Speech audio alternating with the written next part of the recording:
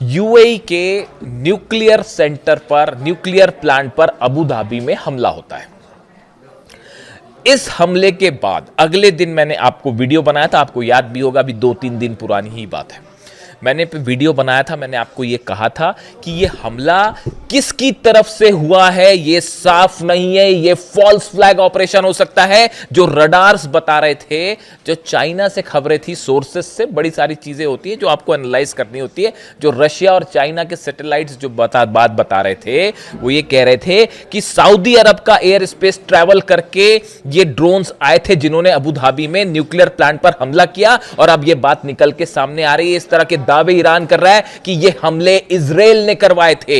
Israel ने UAE में Abu Dhabi में न्यूक्लियर प्लांट पर हमला नेतन्याहू के कहने पर करवाया गया। इजराइल ने ड्रोन भेज के हमले करवाए गए। इराक में 2 सीक्रेट बेसेस हैं इजराइल के, इस तरह की खबरें हैं। और वहां से ये जेट्स ने, ये ड्रोन्स ने टेक ऑफ किया था। जो 3 ड्रोन आए थे, 2 को यूएई ने मार गिराया, तीसरा अबू धाबी में उस जनरेटर पर गिर गया जो न्यूक्लियर प्लांट का था। और मकसद यह था कि ईरान और यूएई के बीच हालात खराब हो जाएं।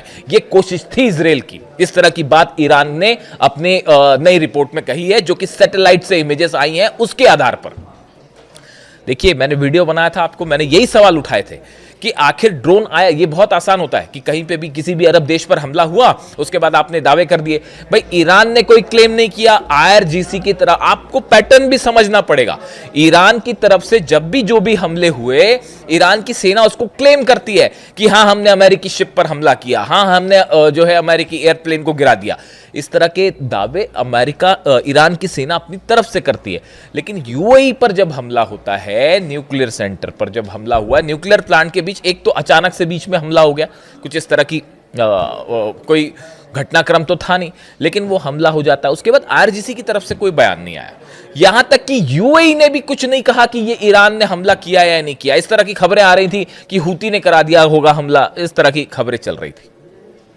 लेकिन देखिए, कोई भी चीज़ छुपती नहीं है। सैटेलाइट्स जो है, चाइना के भी, रशिया के भी, वो एक एक चप्पे चप्पे पे मिडिल ईस्ट पे है और हर चीज़ जो निकल के सामने आ जाती है।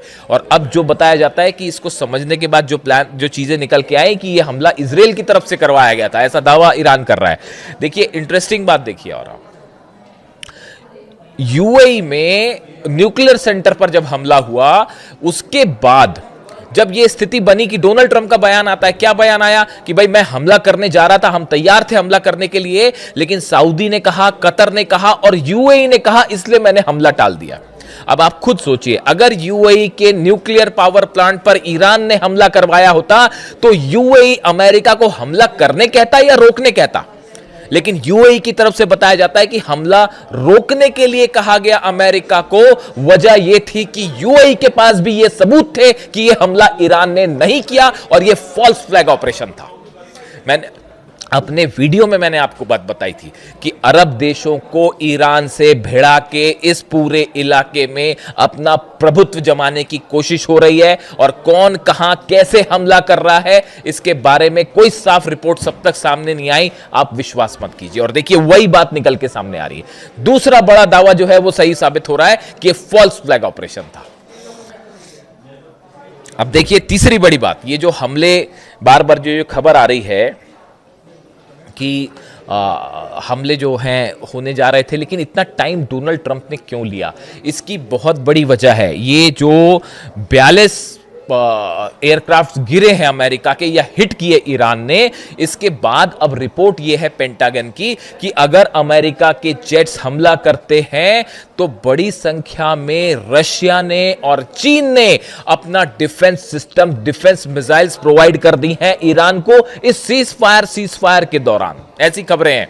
और ईरान ने अमेरिकन जेट्स का एक एक मूवमेंट जो है वो समझने की कोशिश की कि अमेरिकी जेट जब हमला करते हैं तो वो कहां से टेक ऑफ करते हैं, कितना मिनट लेते हैं हमला करने में, उनमें हवा में रिफ्यूलिंग कब की जाती है, कितने समय तक फ्यूल अवेलेबल होता है, रिफ्यूलिंग कैसे होती है, कौन से जेट रिफ्यूलिंग करते हैं, जो जेट रिफ्यूलिंग करते हैं KC-135 वो कहां से उड़ते हैं, इन्हें राउंड अबाउट लेने में कितना टाइम लगता है। एक एक चीज की जानकारी ईरान के पास है। और पेंटागन को यह पता है कि अगर अब की बार हमला होता है तो हो सकता है ये 42 इस बार गिरे, अगली बार 100 से ज्यादा अमेरिकन प्लेन्स गिर जाएं।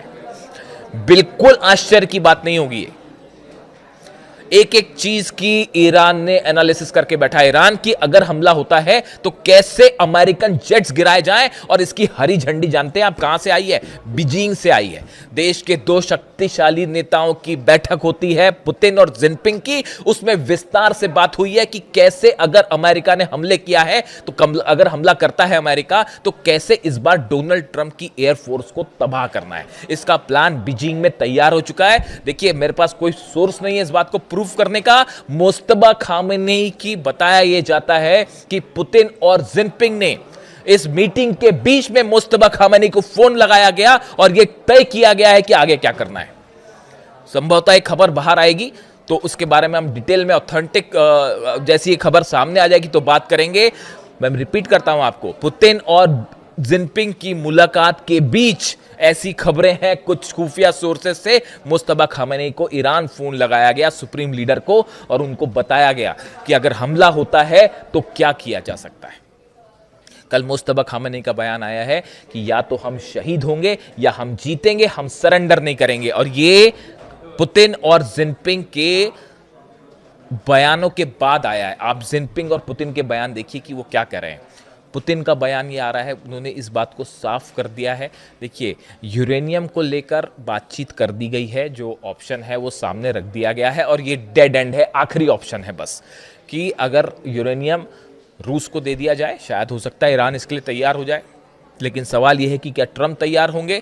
न्यूक्लियर मुद्दे को लेकर ईरान और अमेरिका के बीच किसी तरह की कोई बातचीत अभी आगे बढ़ती नहीं दिख रही।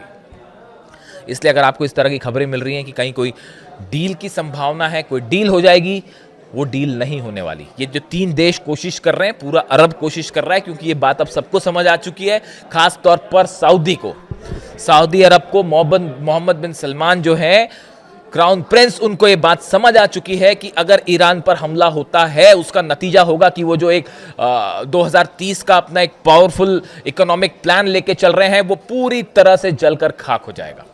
और इस बार जंग बेहद भयानक होने वाली है। अब्बास अराक्ची साहब का बयान देखिए, उन्होंने ये क्या कहा। Months after initiation of war on Iran, US Congress acknowledges loss of dozens of aircraft worth billions. Our powerful armed forces are confirmed as first to strike down a touted F-35. Abbas Araghchi साहब ने कहा कि भैया हमारी जो सेना है उसने पहली बार जो F-35 जिसके बड़े गुणगान गाए जाते थे, हमने पहला F-35 डाउन किया है और ये ईरान की सेना ने कर दिखाया।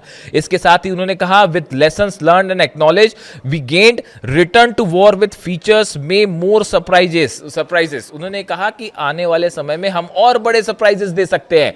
ये इशारा है एक बार अब्बास अराक्ची साहब विदेश मंत्री का ये कहना। बार बार देखिए ईरान की तरफ से बात कही जा रही है कि अगर अमेरिका ने हमला किया तो बड़ा सरप्राइज दिया जाएगा। ये बड़ा सरप्राइज क्या हो सकता है? क्या ये बड़ा सरप्राइज, ये जो 42 जेट गिरे, क्या इसी अंदाज में डिफेंस सिस्टम के जरिए जवाब दिया जाएगा? क्या बाबल मंदेब बंद कर दिया जाएगा, या फिर उस मिसाइल्स का इस्तेमाल किया जाएगा जिनकी रेंज पिछली मार के मुताबिक और ज्यादा है? और क्या नए ठिकाने निशाने पर होंगे? अरब तो पूरा जलेगा ही जलेगा, इसमें तो कोई शक ही नहीं है। तो ये इस ओर इशारा कर रहा है कि अगर जंग है, तो अगर जंग होती है, अमेरिका हमला करता है, तो इस बार शायद पिछली बार के मुकाबले और घातक जंग देखने को मिले। इसमें कोई शक नहीं है कि कम से कम मिडिल ईस्ट में वर्ल्ड ऑर्डर बदल चुका है। यहां पे पुतिन, जिनपिंग और ईरान की परमिशन के बिना अब किसी तरह का कोई फैसला नहीं दिया जा सकता। हॉर्मुज में दोनों के जहाज आमने सामने खड़े हुए हैं। ईरान ने ऐलान कर दिया है कि पूरे हॉर्मुज पर अब हमारा अधिकार होगा। पहले तो हमने छोड़ रखा था, यहां से इंटरनेशनल एरिया छोड़ रखा था जहां से जहाज निकल रहे थे, लेकिन अब यहां से कोई भी जहाज हमारे नियमों के मुताबिक ही क्रॉस होगा और जैसा ईरान की सेना चाह रही है उसके मुताबिक ही क्रॉस होगा। बात नंबर 1। बात नंबर 2, जेडी वेंस का एक बयान आया है। जेडी वेंस ये कह रहे हैं कि अगर ईरान के पास परमाणु बम आ गया तो और देश भी परमाणु बम बना लेंगे। जैसे सऊदी अरब कहता है कि अगर ईरान ने किसी तरह का कोई एक्सप्लोजन किया तो हम भी फौरन करेंगे। यानी हकीकत यह है कि पूरे मिडिल ईस्ट में इस समय एक तरफ डोनाल्ड ट्रंप है और इजराइल है, और दूसरी तरफ अरब देश हैं जो कि हमला करने के पक्ष में नहीं है, और तीसरी तरफ जो है ईरान है, रूस है और जिनपिंग है। और इन तीनों का पलड़ा बहुत भारी है इस समय। और किसी भी तरह का हमला डोनाल्ड ट्रंप के लिए बड़ा नुकसानदेह साबित हो सकता है, खासकर उनके मिड टर्म पोल्स के लिए, जिसमें उनकी हार तय मानी जा रही है। कल तो ये प्रस्ताव भी उनके खिलाफ जो है पास हो गया सीनेट में, और कई रिपब्लिकन सांसद जो है उन्होंने अगेंस्ट जाके वोटिंग दे दी, जो कि लिमिट करते हैं अमेरिका के राष्ट्रपति के अधिकारों को। यानी कुल मिला के हालात ये हैं कि एक तरफ जंग की बड़ी तैयारी पूरी हो चुकी है और इंतजार सिर्फ इस बात का है कि क्या आखिरी वक्त में किसी तरह का जो अरब देशों की तरफ से कोशिश हो रही है कि कुछ बातचीत शुरू की जाए या किसी डील तक पहुंचा जाए, क्या मामला उस दिशा में जाएगा, या जैसा ईरान कह रहा है कि या तो शहीद होंगे या जीतेंगे। जो अपडेट होगा आप तक पहुंचाऊंगा। Thank you so much.